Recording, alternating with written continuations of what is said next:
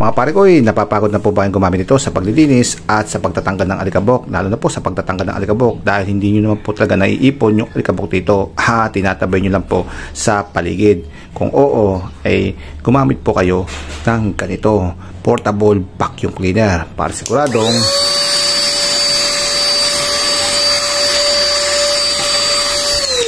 tapos agad ang trabaho nyo. Para malaman nyo po kung saan po natin nabili ito at kung magkano at kung okay po ba to, ay panoorin mo itong aking video.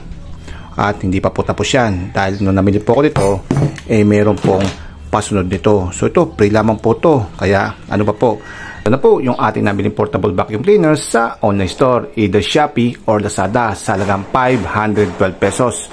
At nagulat po ako dahil ito lang po talaga yung aking binili, itong malaking vacuum cleaner. Kaso meron po pala siyang free na isa pang maliit na vacuum cleaner. Kaya natuwa naman po tayo dahil itong maliit na vacuum cleaner ay perfect na perfect po sa ating sasakyan. Dahil maliit po siya at kasyang-kasya po siyang itago sa ating mga compartment. Ang una po natin re-reviewin ay itong kanyang free portable vacuum cleaner. Kaya itong malaki, mamaya na po yan. So dito muna po tayo sa maliit at ang gagawin po natin dito is unboxing muna para malaman natin yung kanyang laman. At ang una po niyang laman, ayun, Type-C na charger cable. Then syempre itong kanyang filter at itong kanyang cartridge. So ito rin po yung cartridge ng dumi. Yan, ganyan. Yung kanyang tube at yung kanyang brush. At syempre yung kanyang, at mayroon din po siyang kasama para sa kanyang blower adapter.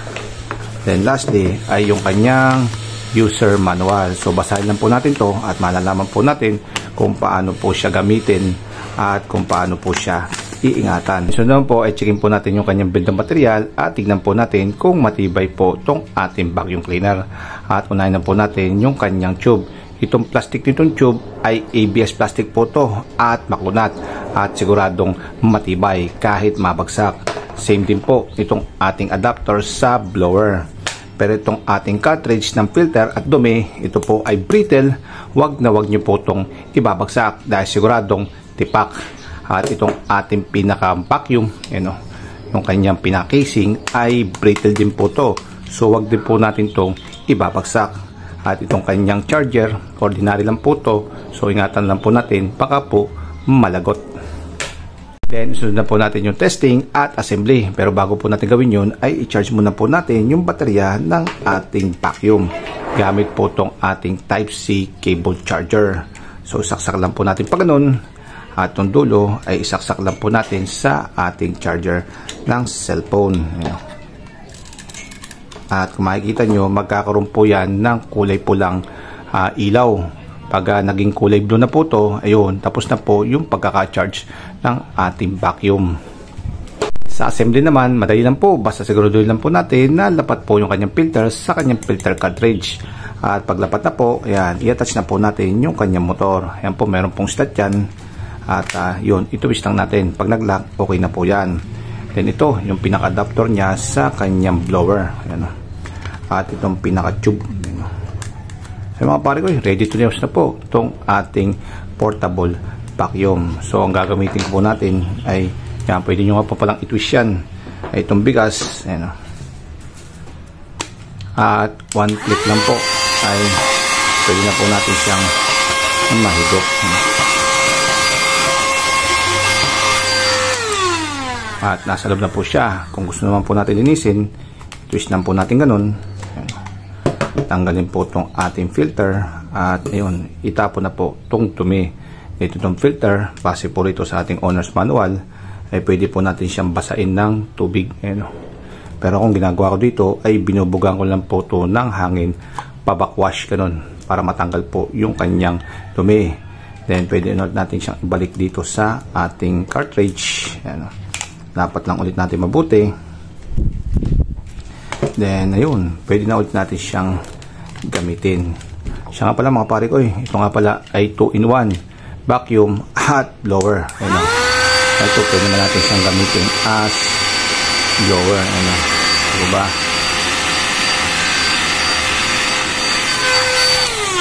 At nung ginamit po natin to ay mabilis po siyang malobat. Kumbaga saglit na saglit lang po ay lobat siya, kaya okay lang po to sa mga konting-konting paggamit lamang. Ayun, so yun,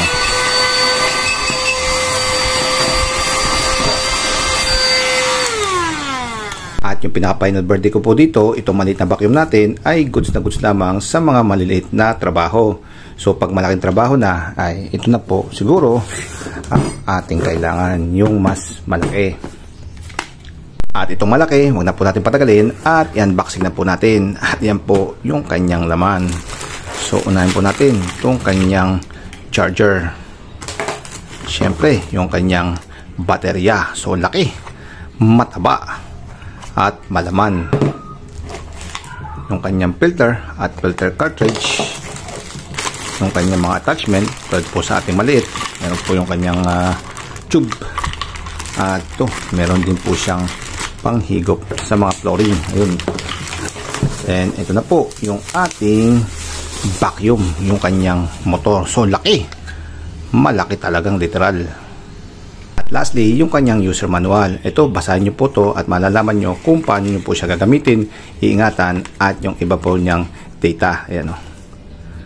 Then ito, diretso na po tayo sa kanyang build of material. Tingnan natin kung matibay yung pagkaka-plastic itong ating malaking portable vacuum cleaner. So, itong yung tube, ito po ay ABS plastic at ito po ay matibay. Pati po to. At kahit na po ito mabagsak, ay hindi po to mababasag o masisira. Itong kanyang filter, ayan o,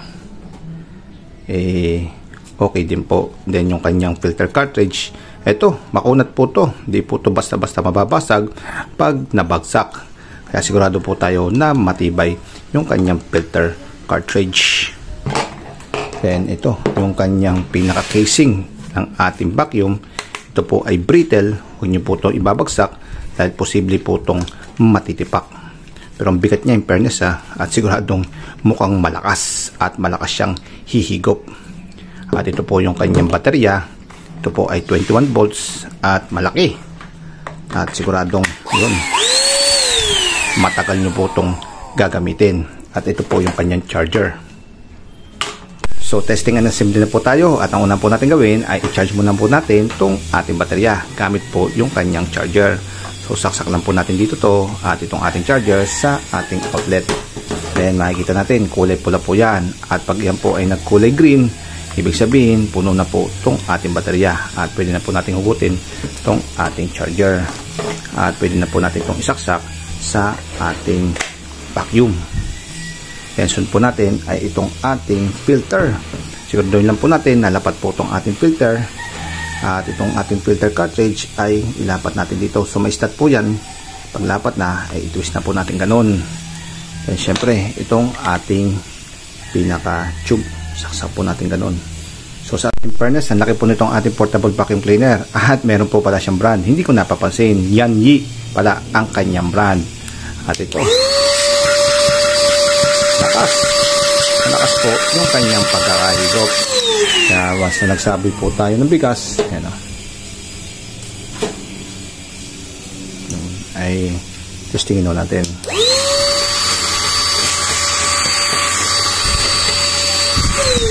Saglit lang at nahigop na po ng ating vacuum. So sa kanya nasa attachment naman, ito, baliktarin nyo lang po itong pinaka-tube niya sa kanya po sasaksak. Pwede rin po ito.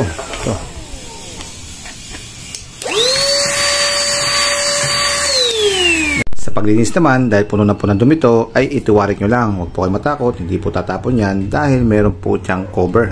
Tumatakip po yan sa butas. Twist nyo lang po ito. Tanggalin po natin itong ating filter. Yan. At saka po natin itaktak itong ating dumi. At linisin po itong ating filter. At base po dito sa ating manual, pwede daw po itong basain ng tubig. Ayun o. Ayun o, mabalik o.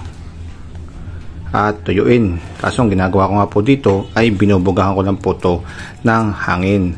Then after po natin mabugahan ng hangin, malinis, ay ibabalik na po natin to sa ating cartridge. Then balik na po dito sa ating vacuum. And ready to go na ulit for another job. And lakas mga pare ko eh. Siya nga pala 2-in-1 din po to, hindi lang po to vacuum, pwede din po siyang blower. So attach lang po natin itong kanyang nozzle dito sa likod at pwede na po siyang maging mini blower. Lakas at sumabog po itong ating bigas. At yan po yung ating review dito sa ating nabili sa Shopee na portable vacuum cleaner. Itong Yanyi na malaki at itong kanyang Pre na maliit. So masasabi po natin dito ay goods po. So goods po siya sa mga paglilinis ng ating mga appliances at lalo-lalo na po sa mga masisigip na lugar dahil siya po ay portable at wireless. So hanggang dito lang po yung ating video at abang na lang po ulit sa ating next review. Paalam mga pare ko, paalam.